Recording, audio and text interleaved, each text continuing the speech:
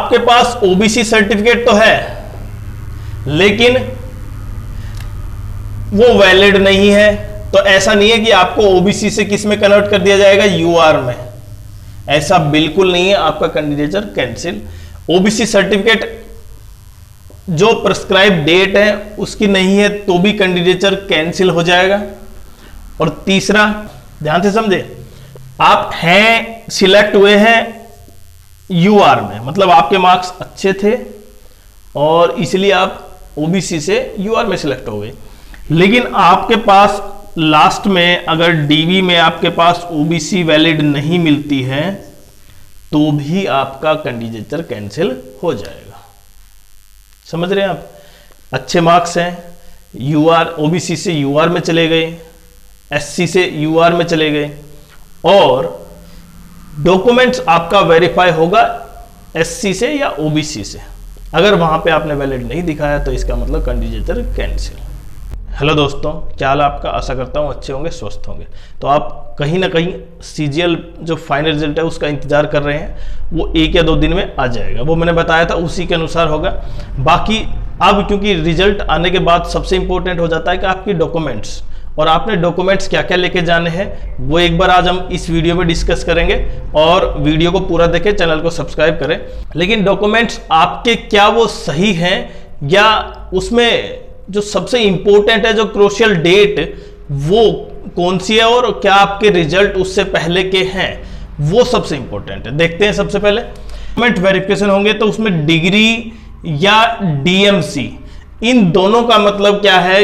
सबसे पहले देखें, अगर आपके पास अपीयरिंग में थे आप और आपके पास अभी फिलहाल जो क्रूशियल डेट है, सबसे इंपॉर्टेंट डेट ये है 2024 की जो सीजीएल पेपर था, रिक्रूटमेंट था, उसकी नोटिस की कि 1/8/2024 कि आपको सबसे इंपॉर्टेंट यह है कि आपका जो ग्रेजुएशन का जो रिजल्ट है 1/8/2024 से पहले का है या उस दिन तक का होना चाहिए। अगर आपका रिजल्ट बाद में आया है तो इसका मतलब एसएससी उसको नहीं मानेगी और आपका जो कैंडिडेचर है वो कैंसिल हो जाएगा। तो सबसे इंपॉर्टेंट ये है कि आप अपना रिजल्ट, क्योंकि आपने फॉर्म बहुत समझ के भरा था तो इसलिए ऐसा है नहीं, लेकिन फिर भी हम एक बार मेंशन कर देते हैं सबसे इंपॉर्टेंट डेट कौन सी है इसमें, 1/8/2024। और क्योंकि सबसे इंपॉर्टेंट डेट ये केवल डॉक्यूमेंट्स के लिए भी नहीं है, ये केवल एज के लिए भी है कि आपकी एज, जो आप जिस एज में आपने फॉर्म भरा है 18 से 27, 30, 32, तो उसको कहीं ना कहीं इस एज से इफेक्ट किया जाएगा। मतलब यहां से माना जाएगा आपकी एज कितनी है।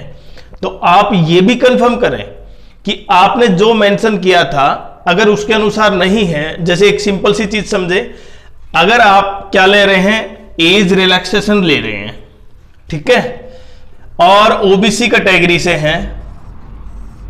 अभी एक सिंपल सी चीज समझे, आप एज रिलैक्सेशन ले रहे हैं, ओबीसी कैटेगरी से हैं, तो आपको ओबीसी रिप्रेजेंट करनी पड़ेगी। अगर आप रिप्रेजेंट नहीं करते हैं तो इसका मतलब आपका एज रिलैक्सेशन खत्म हो जाएगा, आपका कैंडिडेचर कैंसिल हो जाएगा। दूसरी बात, आपने एज रिलैक्सेशन नहीं लिया, केवल ओबीसी से फॉर्म भर दिया, पहली कंडीशन थी। दूसरी ये है कि आपने एज रिलैक्सेशन नहीं लिया लेकिन ओबीसी से फॉर्म भर दिया। जब आपका जो फाइनल रिजल्ट आएगा उसके बाद डॉक्यूमेंट वेरीफाई होंगे और अगर ओबीसी आपकी वैलिड नहीं रहती है तो इसका अर्थ यह होगा कि आप ओबीसी कैटेगरी से जो सिलेक्शन हुआ था वो कैंसिल हो जाएगा, आपका पूरा कैंसिल, कैंडिडेचर कैंसिल। हाँ, उसके लिए समय दिया जाएगा। अगर आप ओबीसी से ही हैं, आपको समय दिया जाएगा 60 दिन। मैंने बताया था ना कि एग्जाम के 60 दिन बाद, मतलब जो डेट है उससे 60 दिन बाद ओबीसी की और उससे पहले की 3 साल की, तो ओबीसी की वो उस तरह से कर सकते हैं। बाकी एससी एसटी में मैंने बताया, ये भी रिजर्वेशन ले रहे हैं तो आपके पास उसकी कैटेगरी की वैलिड सर्टिफिकेट होनी चाहिए। एससी एसटी के लिए कोई डेट से संबंधित नहीं, बस केवल सर्टिफिकेट जरूरी है, वो भी सेंट्रल गवर्नमेंट के द्वारा जो अप्रूव है, जो क्राइटेरिया दिखाया गया है उसके अनुसार। मतलब एसएससी ने अपलोड कर रखा है नोटिफिकेशन में कि इस तरह से सर्टिफिकेट इस फॉर्मेट में होनी चाहिए। अब सबसे इंपॉर्टेंट यह है कि जब आप डॉक्यूमेंट वेरीफाई करवाने जाएंगे वेरिफिकेशन में, तो आपके पास हो सकता है डिग्री ना हो, केवल डीएमसी हो जिसमें first year, second year, third year हो, तो आप उससे भी आपका डॉक्यूमेंट वेरिफिकेशन हो जाएगा। ऐसा कोई चिंता करने की बात नहीं है, क्योंकि डिग्री लगभग 1-2 साल बाद आती है और आपके पास डीएमसी होती है तो उसी में आपके मार्क्स मेंशन होते हैं। अगर डीएमसी के अलावा भी आपके पास डिग्री है तो भी लेके जा सकते हैं। सबसे इंपॉर्टेंट तो ये क्रूशियल डेट मैंने बताया किसके लिए, एजुकेशन क्वालिफिकेशन के लिए और एज के लिए। कौन सी है सबसे इंपॉर्टेंट, 1/8/2024। तीसरा प्रोविजनल, अगर मानो उस डेट को, जिस डेट जो दे रखी है उससे पहले आपका रिजल्ट आ गया था, लेकिन अभी ओरिजिनल डॉक्यूमेंट देखें, ओरिजिनल जो आपकी सर्टिफिकेट है वही लेके जानी है। ये तो सिंपल सी चीज, ऐसी नहीं है कि इनकी फोटोकॉपी लेके जानी है। फोटोकॉपी आपको 2 एक्स्ट्रा लेके जानी है, पर ओरिजिनल भी लेके जानी है, ये कंपलसरी है। अगर आपके पास प्रोविजनल सर्टिफिकेट है, आपके पास ओरिजिनल नहीं आई है, ओरिजिनल मतलब जो रेगुलर जो सर्टिफिकेट होती है वो, तो भी आप उसको प्रोविजनली लेके जा सकते हैं एज ए ओरिजिनल के प्रूफ में। अगला, अब जब आप डॉक्यूमेंट वेरिफिकेशन के लिए जाएंगे तो देखिए क्या क्या लेके जा सकते हैं आप। आपको क्या लेके जाना होगा, 2 पासपोर्ट साइज कलर फोटो जो रीसेंट हो।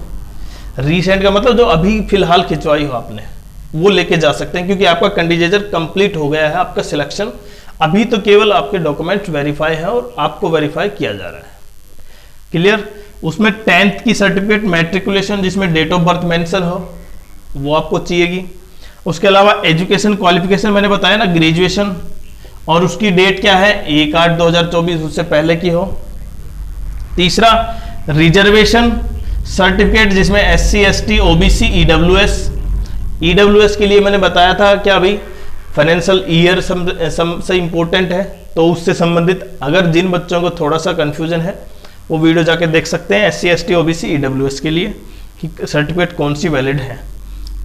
उसके बाद एज रिलैक्सेशन मैंने बताया, आप किसी से भी एज रिलैक्सेशन ले रहे हैं, हो सकता है आप पहले से क्या हो, गवर्नमेंट जॉब में हो, जैसे ये तो गवर्नमेंट जॉब में है तो उस डिपार्टमेंट से आपको एनओसी मिलनी चाहिए, उस डेट तक आपके पास एनओसी होनी चाहिए, किस तक, 1/8/2024 तक। नो ऑब्जेक्शन सर्टिफिकेट अगर आप गवर्नमेंट जॉब में हैं, क्योंकि वहां पे क्या मिलता है, एज रिलैक्सेशन मिलता है। उसके अलावा ये जो चीजें हैं जैसे मैंने बताया यहाँ पे प्रोविजनल सर्टिफिकेट, और सबसे इंपॉर्टेंट चीज ये कि जब आप टीयर 2 देके आए थे उसमें 2 सेशन थे, फर्स्ट सेशन और सेकंड सेशन, और प्रत्येक में आपसे साइन करवाए थे, आपसे आपकी मदर्स नेम ये फिल करवाया था। लेकिन अगर किन्हीं बच्चों ने, क्योंकि मेरे पास ऐसे कुछ कमेंट्स आए थे, एक तो ए से रिलेटेड था, दूसरे बच्चों के जो देखें, अगर आपने साइन दोनों में किए हैं इसका मतलब आपकी प्रेजेंट है, तब आपका रिजल्ट आएगा। मदर्स नेम, फादर्स नेम या किसी में कोई हो सकता है स्पेलिंग मिस्टेक कर दी हो या फिर लिखने में कोई गलती कर दी हो तो भी चल जाएगा, तब भी आपका रिजल्ट आएगा। मतलब आप ऐसा नहीं है कि वहां पे कैंसिल हो जाएगा। तो जहां तक आपने दोनों में सिग्नेचर किए हैं और आपने फिल किया है, कहीं साइन किए हैं, तो मतलब आपका बिल्कुल वैलिड है और आपका रिजल्ट आएगा। क्योंकि कुछ बच्चे ऐसे कमेंट्स आए थे कि हमने वहां पे मदर्स नेम, फादर्स नेम गलती से फिल नहीं कर पाया, शायद में उनको एक लग रहा था कि वो शायद नहीं फिल किया, इसलिए कहीं कैंडिडेट कैंसिल तो नहीं हो जाएगा, तो ऐसा बिल्कुल नहीं है।